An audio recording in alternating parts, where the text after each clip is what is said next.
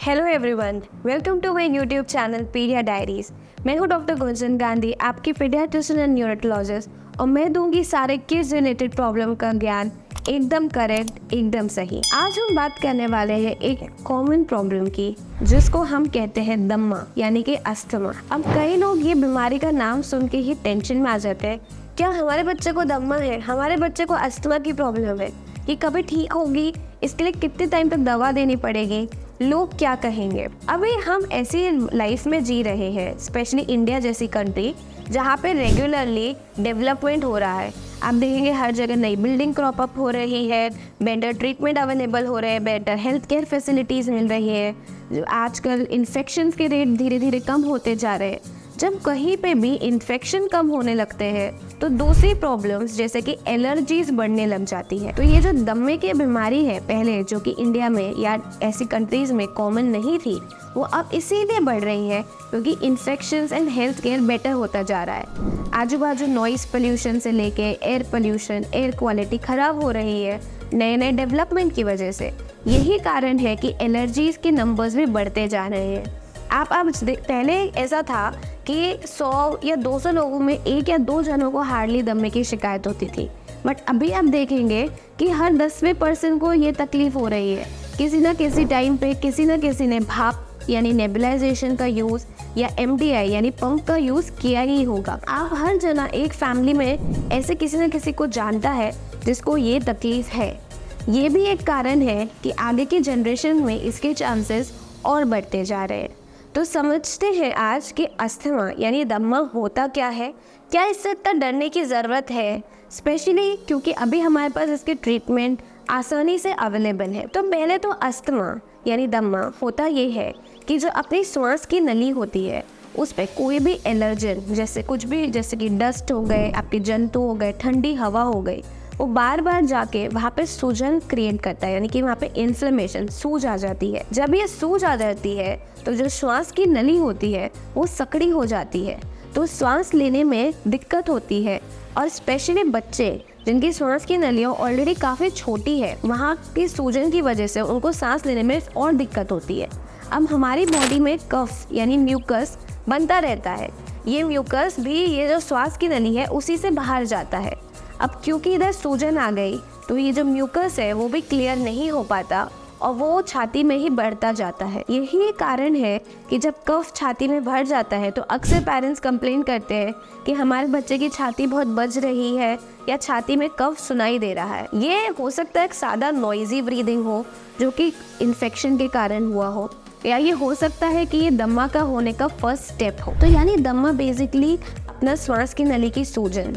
अब अगर आप इसको ट्रीट नहीं करोगे, अगर आपने सोचा कि इसको टाइम के साथ ही अपने आप ठीक हो जाएगी क्योंकि हल्की सूजन है, तो प्रॉब्लम ये है कि अगर आपने वो सूजन ठीक नहीं की तो वो जो होता तकलीफ़ है, जो बदलाव है, वो परमानेंट होने लग जाते हैं।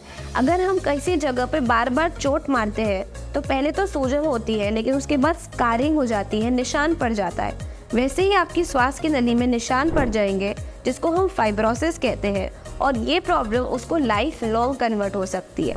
यानी अगर आपके बच्चे को अर्ली सिम्टम्स आ रहे हैं तो उनको जल्दी ट्रीट करना ज़रूरी है, वेट नहीं कर सकते। तो अब दूसरी चीज़ आती है कि इनके सिम्टम्स क्या है। हमें कैसे पता चलेगा डॉक्टर कि हमारे बच्चे को दम्मा है। काफ़ी सारे सिम्टम्स हैं जो कि मैच करते हैं सादा सर्दी खांसी के साथ, जैसे कि उसको खांसी होगी, रात को इतनी ज़्यादा खांसी हो जाएगी कि उसकी छाती भर जाएगी और उसको जागना पड़ेगा, जिसको हम नॉक्टर्नल कफिंग बोलते हैं। खांसी के कारण जो कफ है वो छाती में भरने लग गया, वो सूजन के कारण निकल नहीं रहा, उसकी वजह से उसकी छाती बजने लगती है, जिसको हम वीजिंग कहते हैं या नॉइजी ब्रीदिंग कहते हैं। साथ में ही उसको सांस लेने में दिक्कत होती है। जैसे जैसे कफ छाती में भरता जाएगा, श्वास की नली छोटी होती जाएगी, तो उसको सांस लेने में दिक्कत होगी। रूटीन एक्टिविटी जैसे साधारण चलने में भी सांस भर जाएगी। साथ में छाती में दर्द होने लगता है और बच्चा इवन इतना ज़ोर से सांस लेता है कि उसकी छाती में खड्डे यानी रिट्रैक्शंस भी आ सकते हैं। जब आपके बच्चे को ये सब सिम्टम्स आने लगे, इसका मतलब है कि बच्चे को दम्मा होने की शक्यता है। अभी भी 100% कोई नहीं कहेगा कि आपके बच्चे को दम्मा ही है। अब बच्चा जब हॉस्पिटल जाता है तो वो किस कंडीशन में प्रेजेंट करता है, कैसे उसका ट्रीटमेंट होगा, ये डॉक्टर डिसाइड करते हैं। अब बच्चा जैसे ही हॉस्पिटल आएगा उसका सैचुरेशन यानी कि शरीर में ऑक्सीजन की मात्रा, उसको छाती में खड्डे पड़ रहे हैं, सांस लेने में दिक्कत हो रही है, डॉक्टर अपना स्टेथोस्कोप लगा के एक बार चेक करेंगे कि छाती में आवाज़ें आ रही हैं क्या, जिसको हम ब्रोंकोस्पैज़म कहते हैं और वीज कहते हैं। अगर इसकी सिवियरिटी के हिसाब से बच्चे को ऑक्सीजन, नेबुलाइजेशन यानी भाप या फिर सादी औषधियों से भी बच्चा ठीक हो सकता है।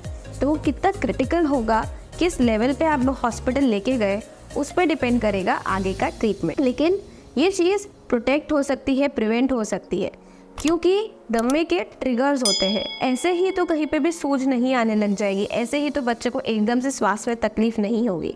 कुछ ट्रिगर्स ऐसे होते हैं जो आप प्रोटेक्ट कर सकते हैं, कुछ ट्रिगर्स होते हैं जिनको आप नहीं कर सकते।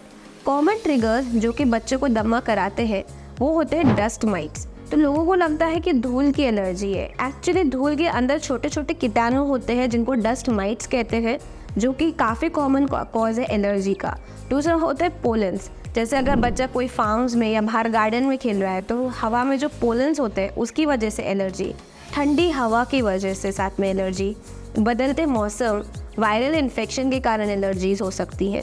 साथ ही में जब बच्चा बहुत स्ट्रेस ले ले, समझो कई बार एग्ज़ाम का स्ट्रेस आ गया या बहुत ज़्यादा एक्सर्शन यानी बहुत ज़्यादा फिजिकल एक्टिविटी कर ली, तो भी सांस की नलियाँ सिकुड़ जाती है और उसके कारण भी दमा अगर पहले नहीं था तो शो कर सकता है, या अगर था तो उसका एग्जैसर्बेशन यानी कि वो चीज़ बढ़ सकती है। तो इसके लिए जो ट्रिगर्स है उनको आइडेंटिफाई करना कि आपके बच्चे को दमा क्यों हुआ वो जानना ज़रूरी हो जाता है। अब आप हॉस्पिटल गए, अब आप मानेंगे नहीं, ज़्यादातर पेरेंट्स जो कि बच्चे को दमे के साथ लेके आते हैं वो उसको इतने सीवियर अटैक में लेके आते हैं, वो इतनी टाइम तक घर पे वेट करते हैं या सादा दवाइयाँ दे के वेट करते हैं कि वो बच्चे को काफ़ी ज़्यादा तकलीफ़ हो जाती है और उसको ऑक्सीजन और आईसीयू की भी ज़रूरत पड़ सकती है। इसलिए ये जानना ज़रूरी है कि अगर आपके बच्चे को ये तकलीफ़ जल्दी चालू हुई तो आप जल्दी अपने डॉक्टर के पास लेके जाएं। आपके अगर बच्चे या किसी को घर में ये तकलीफ़ है और आपके कुछ क्वेश्चन है तो प्लीज़ कमेंट करें। तब तक के लिए हैप्पी पेरेंटिंग। Thank you.